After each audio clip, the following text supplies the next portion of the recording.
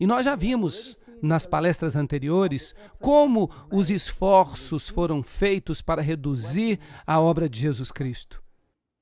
E quão minuciosas as sociedades secretas, a antiga religião de Babilônia, através do cabalismo, do gnosticismo, como elas removeram a Jesus Cristo como divindade que salva e o substituiu com seu próprio poder. Nós vimos as sociedades secretas do islamismo, nós vimos o que o Corão ensina, que Jesus não era o Filho de Deus, que ele nunca morreu, que seu sangue não foi derramado por nós, ele foi removido e espiritualizado.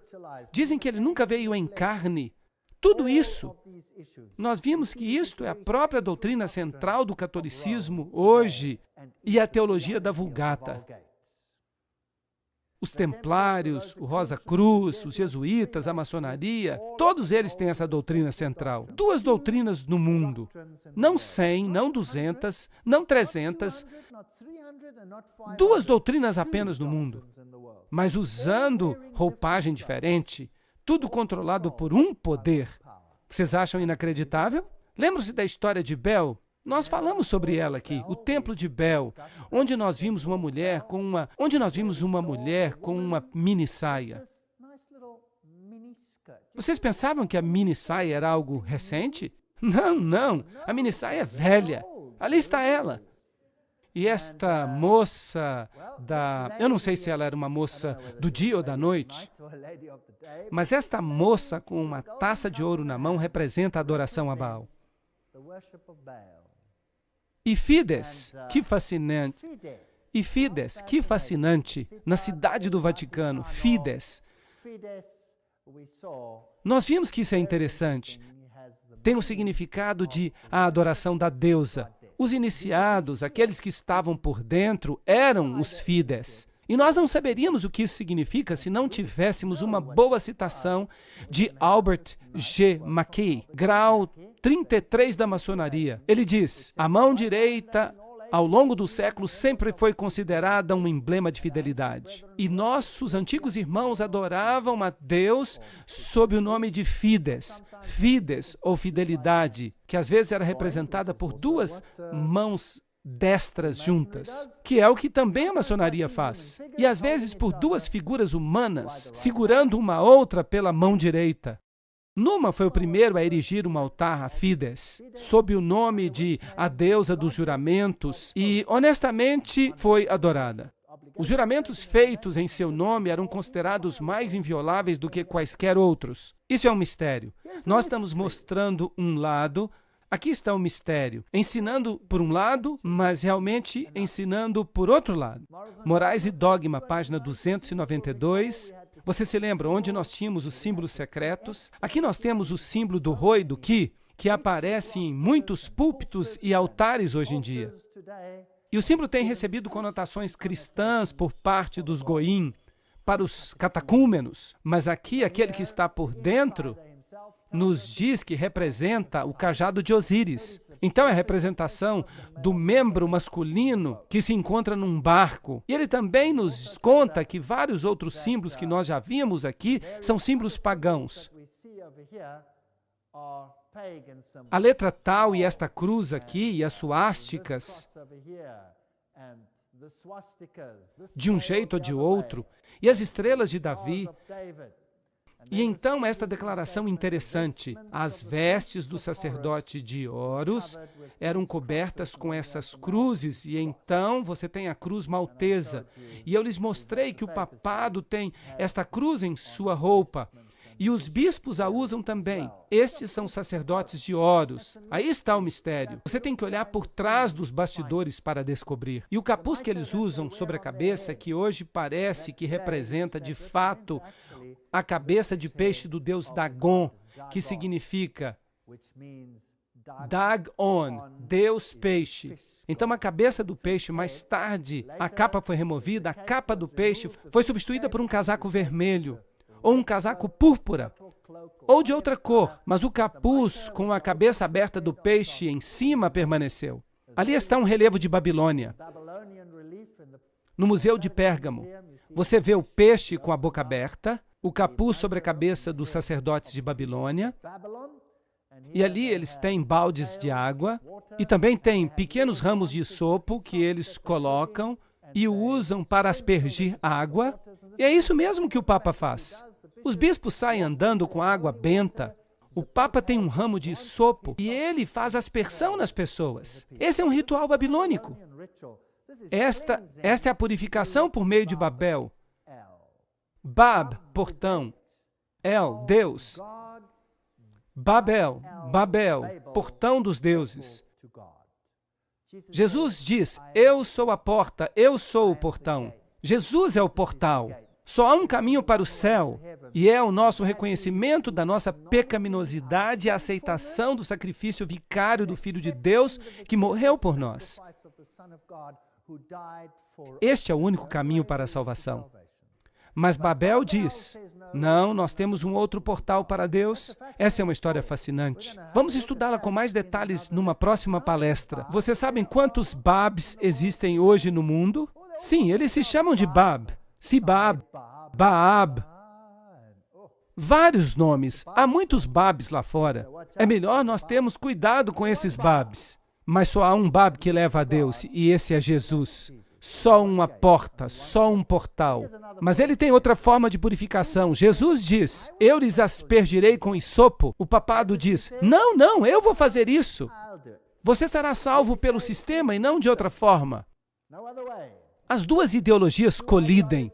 Era preciso ajoelhar-se diante dos sacerdotes, beijar suas sandálias, beijar seu anel. Isso é paganismo. Aí está o sinal de Shamash que você encontra por toda parte no mundo hoje em dia. É inacreditável onde você encontra os sinais de Shamash. Os gnósticos fundados por Simão Mago, que de acordo com Eliphas Levis se tornou feiticeiro de Nero, em História da Magia, página 189. Essas são fontes muito importantes. Levis. As pessoas gostam de ter esse nome na sua etiqueta.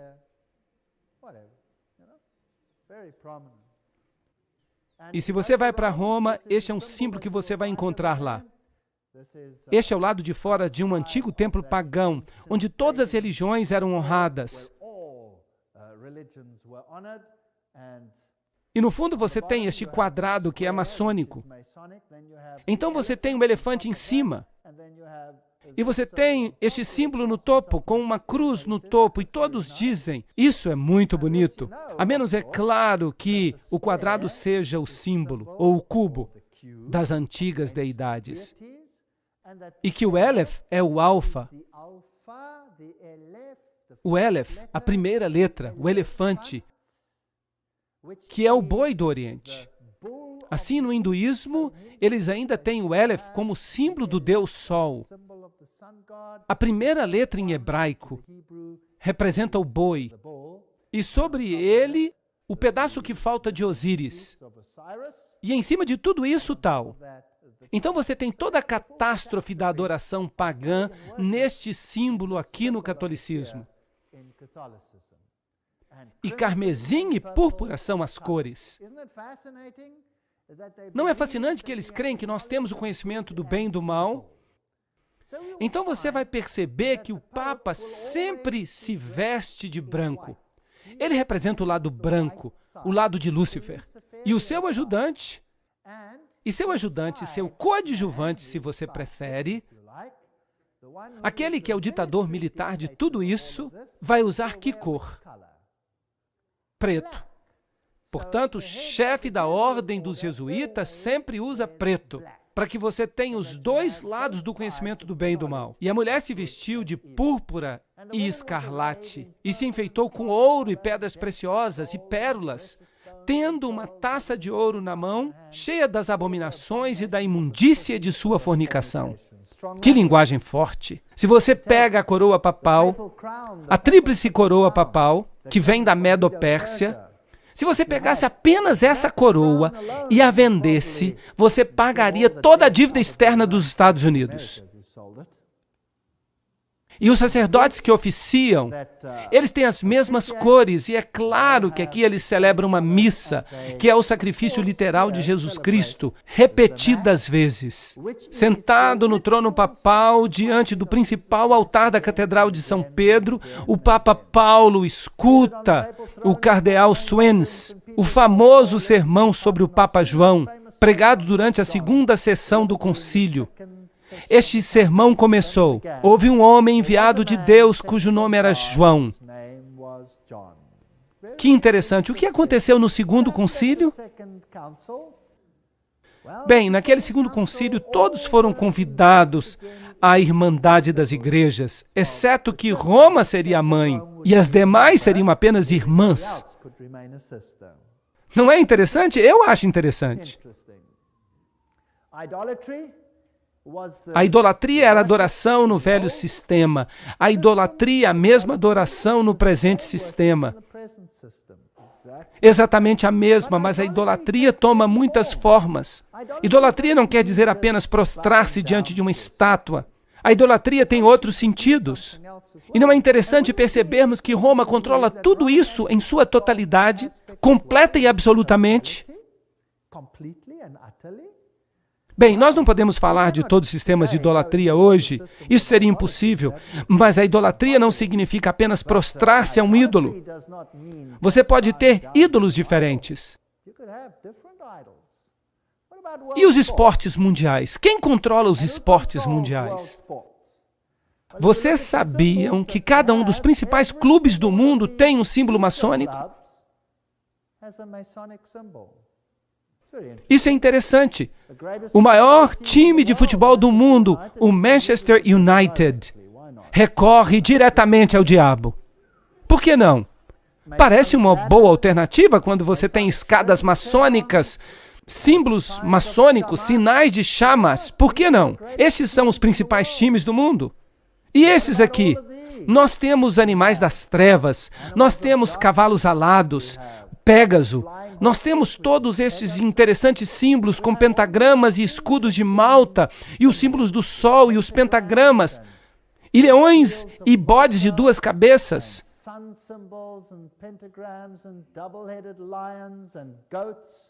Todos são símbolos. E a flor de lis. Você diz o nome, você encontra. O M da maçonaria, as âncoras maçônicas. Você tem tudo. Dedos maçônicos, caveiras e ossos. E Titã é de fato o nome grego de Satanás. Então nós temos todos esses aspectos interessantes. O G, todo mundo que é maçom sabe que ele representa a loja maçônica.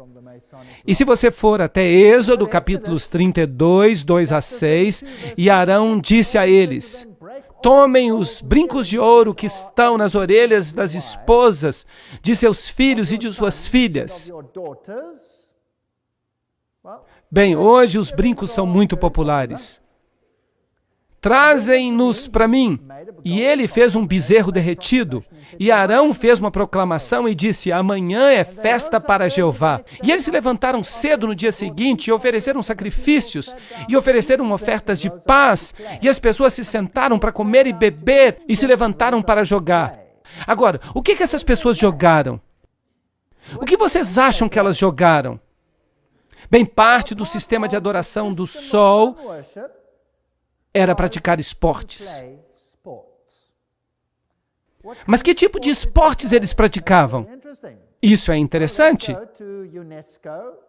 Bem, vamos até a Unesco. Eles devem saber, porque o manifesto da Unesco, como vocês sabem, foi escrito por um membro da Caveira e Ossos.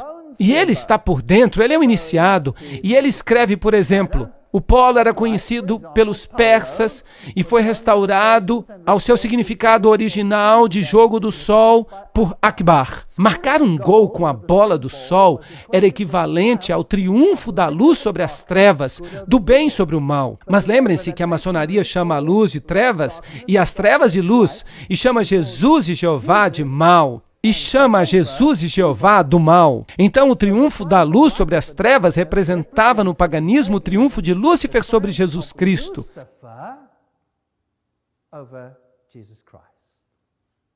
Assim, o triunfo da luz sobre as trevas, do bem sobre o mal. A bola é um símbolo do sol em todos os esportes, como futebol, hóquei, basquete, cricket. O beisebol se relaciona com o sol na forma de um relógio de sol. E o padrão do campo, bem como em suas regras e na forma de contar os pontos. Como todos os esportes, o beisebol também incorpora os ciclos sazonais do sol. Da mesma forma que nos concursos cerimoniais antigos, que faziam parte dos ritos de fertilidade. Então, se você não consegue trazê-los para a igreja, traga-os para os locais esportivos. Não é interessante? E na igreja você vê os braços assim, e nos locais esportivos você também vê os braços assim. Os hinos são cantados na igreja, e os hinos de uma natureza diferente são cantados lá. É fascinante. Quem se importa desde que haja culto? A história suméria de Gilgamesh, inscrita em tabletes cuneiformes, narra como equipamento de esporte, um bastão e um anel ou uma bola, que Gilgamesh tinha esculpido de uma árvore que ele havia arrancado, caíram no submundo quando ele começou a oprimir o povo com repetidas competições atléticas. E como, eventualmente, foi o próprio Deus Sol que abriu um buraco no chão para recuperá-los. Então, se você tem um bastão e se você tem uma bola, se você pega o bastão e coloca a bola no buraco, esse é o símbolo. Ele tem um significado mais profundo do que nós imaginamos. É um significado e tanto, mas esqueçam disso por enquanto. É isso que os golfistas fazem, por exemplo. Vocês sabem, é fascinante. E é com frequência que as pessoas nos dizem que os esportes são bons e fazem bem para os cristãos. Eu não tenho nada contra o esporte. O esporte é uma boa recreação. O esporte é um bom exercício. Há coisas boas que podem acontecer nos esportes. Mas se o esporte se torna uma religião, isso não é um problema? Isso não é idolatria? A tocha olímpica que o corredor carrega para marcar o movimento cíclico do Sol no período das Olimpíadas, o período de 4 anos até os próximos Jogos é também relacionada com o ritmo cíclico do Sol. Primeiramente celebrados na Grécia, os Jogos eram concursos cerimoniais em honra de Zeus. Vocês já assistiram a cerimônia de abertura?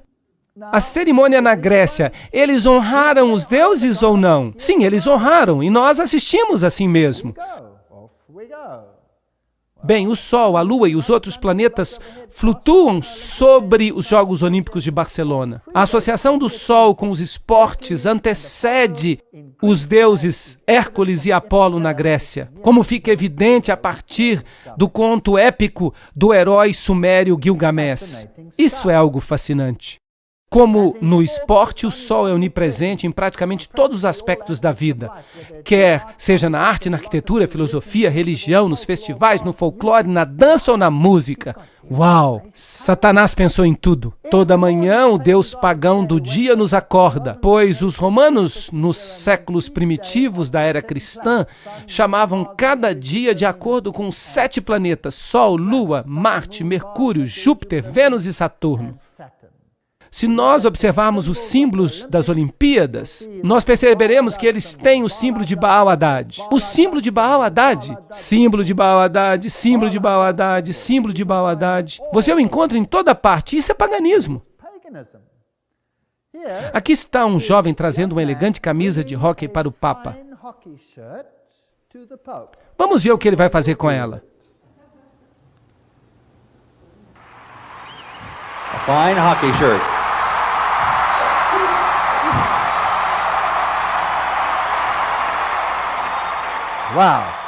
Uau! Agora é uma camisa abençoada. Assim, a maçonaria controla todas essas questões para Roma hoje. O mundo esportivo, o mundo religioso, isso tudo é fascinante. Eu fico imaginando quanta idolatria está oculta no mistério e quanto a Bíblia quer revelar para nós dessa história maravilhosa de Apocalipse 17. Vamos esperar até a próxima palestra para descobrir.